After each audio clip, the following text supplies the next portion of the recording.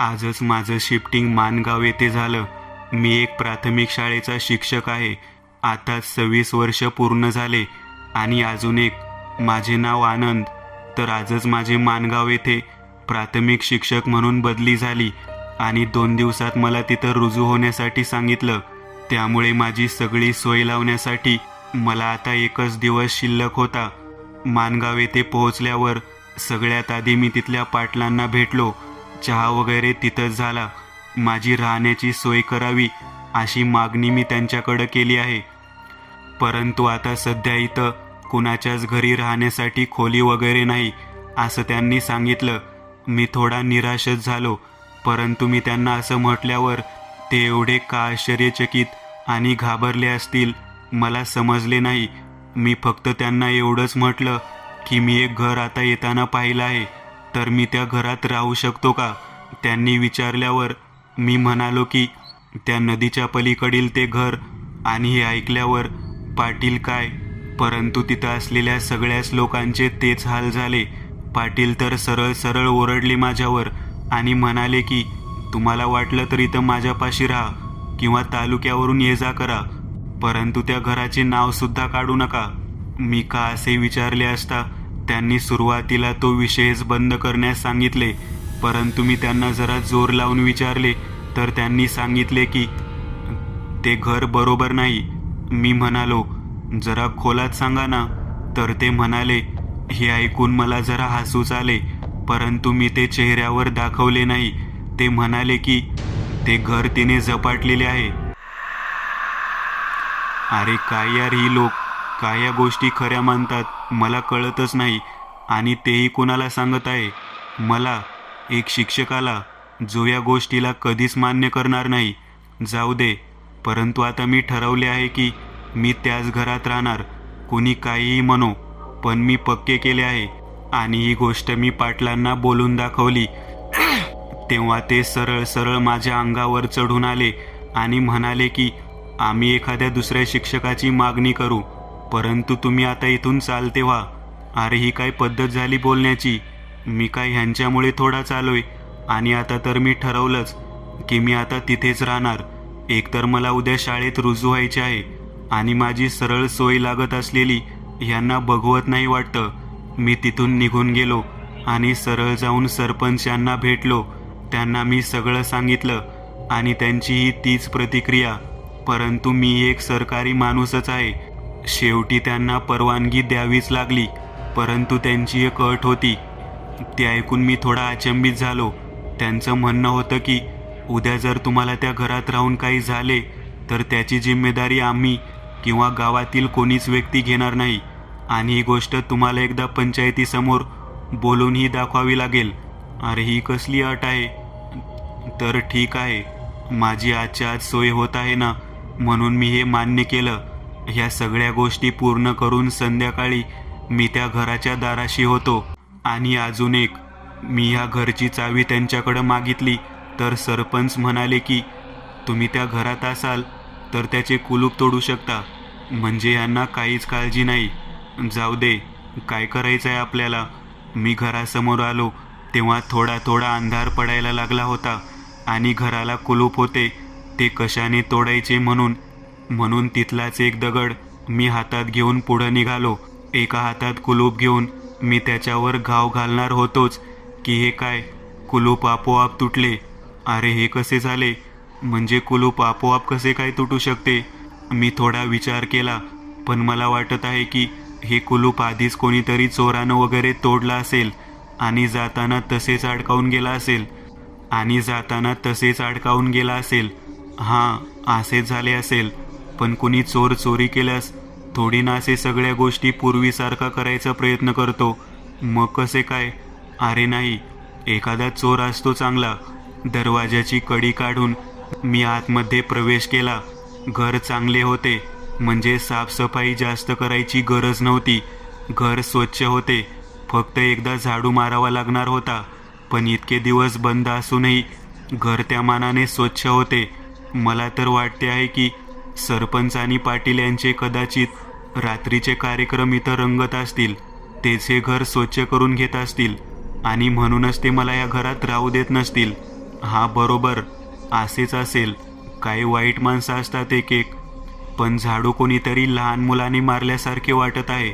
म्हणजे बघा ना, कुठे कुठे घाण ठेवली आहे, तर कुठे कुठे एकदम स्वच्छ. आणि तो अंधारा कोपरा तर एकदम कापडाने पुसून घेतल्यासारखा स्वच्छ आहे. म्हणजे नक्कीच कुणीतरी लहान मुलाकडून ही माणसं काम करून घेतात. छे. घरात एकूण 4 खोल्या होत्या. 2 झोपण्याच्या, 1 स्वयंपाक करण्याची आणि 1 हॉल वजा खोली. आज दिवसभर खूपच थकवा आला होता. त्यातली थोडी उजेडाची खोली मी निवडली. म्हणजे बाहेरील प्रकाश आत येत होता. म्हणजे घरात जास्त तर अंधारच राहत होता. खोलीत जाऊन थोडी स्वच्छ करून सगळे माझे सामान मी नीटनेटके लावून ठेवले. जुने असे सामान जास्त काही नव्हते. फक्त एक आरसा होता. त्यावर थोडी धूळ आणि थोडा साप असा दिसत होता. म्हणजे कुणीतरी अर्धवट स्वच्छ केला आहे. जाऊन दे. म्हणून मी किचनमध्ये आलो. तिथंही तेच होते. मग मी किचनही स्वच्छ करून घेतले. मी माझे स्वयंपाकाचे सामान लावले. पाणी वगैरेसाठी किचनमध्ये एक नळ होता आणि माझ्या नशिबाने त्याला पाणी येत होते. म्हणजे एकंदरीत माझी योग्य सोय लागली आहे. चला, थोडं अंग टाकून पुन्हा स्वयंपाकाला लागू. म्हणून मी खोलीत गेलो. संध्याकाळचे 6:45 वाजले होते. मी खोलीत जाऊन अंग टाकले. मी पूर्णपणे झोपेत नव्हतो. म्हणजे मला कसल्याही आवाजाने लगेच जाग आली असती. आणि हे काय, मला कसल्याशा आवाजाने जाग आली. चुई चुई अशा आवाजाने जाग आली. कारण तो आवाज माझ्या जवळून येत होता. आणि मी उठून बसलो. आणि हे काय, समोरचा आरसा एकदम स्वच्छ होता. म्हणजे कुणीतरी पाण्याने पुसल्यासारखा. आणि आवाज त्याचाच येत होता. म्हणजे कुणी पुसला असेल आरसा. कुणी अजून इथे आहे का? कारण मी तर तो आरसा नाही पुसला. म्हणजे मी तर झोपेत होतो ना. मग अरे, म्हणजे खरंच इथे काही. छे. काही काय, त्या लोकांचे ऐकून माझ्याही डोक्यात तेच भरले आहे. मीच आरसा मगाशी घर स्वच्छ करताना पुसला असेल. मग तो आवाज असेल काहीतरी उंदीर वगैरे. जाऊ दे. म्हणून मी उठलो. स्वतःसाठी चहा केला. लागणारे सगळे सामान मी सोबतच घेऊन आलो होतो. त्यामुळे काही त्रास नव्हता. चहा पिऊन झाल्यावर मी रात्रीच्या जेवणाच्या तयारीला लागलो. चहाचे भांडे तिथंच घराच्या बाहेर ठेवले, जिथे भांडे धुण्याची जागा होती. रात्रीसाठी नुसती खिचडी करणार होतो, म्हणून त्या तयारीला लागलो. माझ्याजवळ एक स्टोव्ह होता. तो पेटवून मी तयारीला लागलो. रात्रीचे 8 वाजले होते आणि माझी खिचडी तयार झाली. एक प्लेटमध्ये माझ्या खोलीत जाऊन बसलो. सोबत एक रेडिओ होताच. त्यावरती एक गाण्याचा कार्यक्रम लागला होता. गाणी ऐकत ऐकत मी जेवू लागलो. जेवण झाल्यानंतर भांडी आताच धुवून टाकावी म्हणून मी किचनमध्ये गेलो. कुकर घेतला आणि बाहेर गेलो. आणि हे काय, मगाशी ठेवलेले चहाचे भांडे एकदम स्वच्छ धुवून ठेवले होते. पण कसे काय, मी तर नाही धुतले. मग कुणी? मला वाटतं इथं नक्कीच काहीतरी आहे. आता मला थोडी भीती वाटायला लागली. पण लगेच मी भीती झटकून टाकली. मीच धुवून ठेवली असतील मगाशी. आजकाल काही लक्षात राहत नाही माझ्या. मीच धुतली असतील. म्हणून मी कुकर धुण्यासाठी उघडला. तर हे काय, कुकरमधील उरलेली खिचडी कुठं आहे? म्हणजे थोडी उरून राहिली होती ना. मग कुठे गेली? हे काय होत आहे? म्हणजे या सगळ्या गोष्टी भुताटकीने केल्या आहे की अजून कुणी इथं आहे माझ्याशिवाय? मला आता खरंच भीती वाटत होती. म्हणजे सगळे लोक म्हणत होते तसे. यार, हे घर झपाटलेले नाही ना. आणि नाहीतर या सगळ्या गोष्टी कशा घडल्या? म्हणजे तो आरसा, नंतर हे भांडे, आता खिचडी. जाऊ द्या, आपल्याकडून या गोष्टी घडत असतील, पण त्या लक्षात राहत नसतील. मनाची समजूत घालून मी सगळी कामं आटोपून माझ्या खोलीत आलो. उद्या शाळेत रुजू व्हायचे होते. त्यामुळे आता विचार थांबवला आणि उद्याची तयारी केली. रात्रीचे 9:30 वाजले होते. झोप येत नव्हती. म्हणून रेडिओ चालू करून उद्याचा विचार करीत बसलो. आणि अचानक रेडिओमध्ये खरखर होऊ लागली. अरे, आता तर चालू होता ना. आणि ही खरखर आणि अचानक शांत झाला. एवढा की बाहेर सुद्धा शांतता पसरली. आणि रेडिओमधून एक बारीक असा आवाज येऊ लागला. मी थोडा वेळ कान लावून तो आवाज ऐकू लागलो. आणि हे काय, हा कसला आवाज आहे? जणू काही कुणीतरी तडफडत आहे आणि त्याची तडफड आपल्याला इथे ऐकू येत आहे. आणि करून एक मोठा श्वास सोडला आणि रेडिओ बंद झाला. खरंच मला आता भीती वाटत होती. आपण इथे येऊन काही चूक तर नाही ना केली? म्हणजे खरंच गावातील लोक बरोबर बोलत असतील तर म्हणजे कितीही झालं तर त्यांना आपल्यापेक्षा कितीतरी जास्त इथली माहिती असेल. भीतच मी झोपण्याच्या तयारीला लागलो. दिवसभराच्या दगदगीमुळे लगेच झोप लागली असावी आणि अचानक रेडिओ खरखर झालं आणि माझी झोप मोडली. मी तर रात्रीचा रेडिओ बंद करून झोपलो होतो ना, मग हा रेडिओ अचानक कसा काय सुरू झाला? रेडिओत हळू आवाजात काही आवाज येत होते, कुणाच्या तरी श्वासाचे आवाज. कुणीतरी जोरजोरात श्वास घेत आहे. अजून काहीतरी स्पष्ट आवाज येतोय. काय? पाणी? म्हणजे कोणीतरी पाणी मागत आहे. मी थोडा अजून जवळ जाऊन आवाज ऐकू लागलो. खरंच पाणी पाणी. कुणीतरी पाणी पाणी म्हणत आहे, पाणी मागत आहे. हा काय प्रकार आहे? हे रेडिओवाले काय ऐकू घालत आहेत? पण खरंच हे रेडिओवाले आहेत की अजून काहीतरी? कारण रेडिओ आपोआप चालू झाला होता. हा काय आवाज येतोय? कोणीतरी हसत आहे. पाणी पाणी पाणी मागत आहे. आणि फट आवाज होऊन रेडिओ बंद पडला. आता मला घाम फुटू लागला होता. हे नक्कीच काहीतरी अमानवी आहे. गावकरी सांगत होते ते खरं आहे. नक्कीच इथे काहीतरी आहे. हे घर झपाटलेले आहे. माझ्या अंगात आता भीती शिरत होती. माझ्या सर्व अंगाला घाम फुटला होता. बाहेरील वातावरणही काही वेगळेच होते. बाहेरील हवा पूर्णपणे बंद होती. एक झाडाचं पानही हालत नव्हते. आणि एवढ्यात दन दन खिडकी 2 वेळेस आदळली आणि माझी भीतीने गाळण उडाली. माझे अंग थरथर कापू लागले. खरंच सांगतो, माझी हालत खूपच वाईट झाली. अचानक घरातील लाईट गेली आणि मिट्ट काळोख पसरला. हे काय होतंय? काहीच कळत नाही. मी खाटाच्या एका कोपऱ्यात जाऊन बसलो, घोमटून घेऊन. म्हणजे या अंधारात काहीतरी नक्की आहे जे आता माझ्याजवळ येऊ शकतं. मी डोळे गच्च मिटून घेतले. एका कोपऱ्यात पाय दुमडून बसलो. अचानक लाईट आले. मी डोळे उघडले. सगळं काही शांत झालं. मी थोडा वेळ तसाच गप्प बसलो. अजून काय होतंय का? परंतु काहीच घडलं नाही. मी अर्धा तास तसाच बसून होतो. घड्याळात रात्रीचे 2:30 वाजले होते.